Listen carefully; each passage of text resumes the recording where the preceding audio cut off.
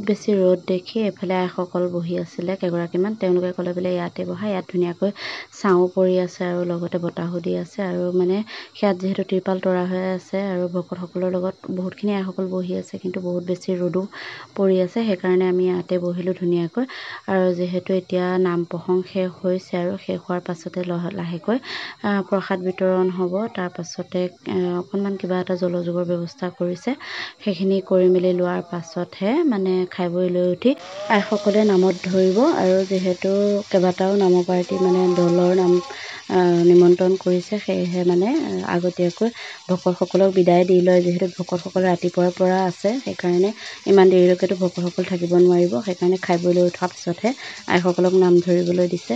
আৰু এইফালে ধুনীয়াকৈ প্ৰসাদ বিতৰণ কৰি আছে। প্ৰসাদ বিতৰণ হোৱাৰ পাছত তেতিয়া খিচিৰি দিব। আৰু খিচিৰিখিনি খাই কৰি লোৱাৰ পাছতে মানে আইসকলে নাম ধৰিব।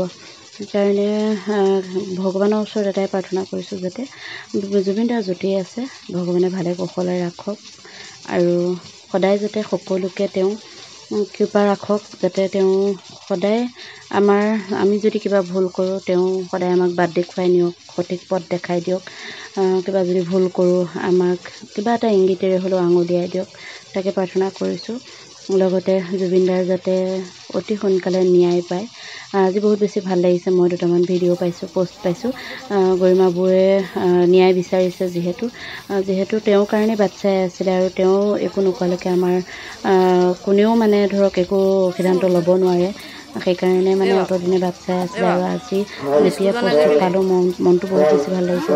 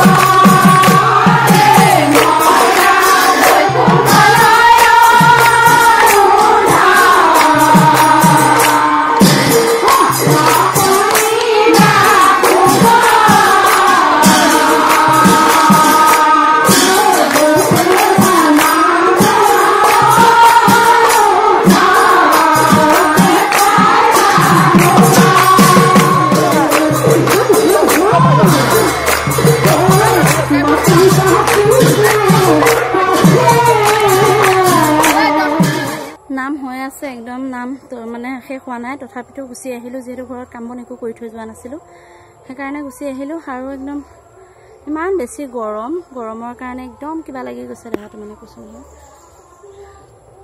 সেইকাৰণে গুচি আহিলোঁ।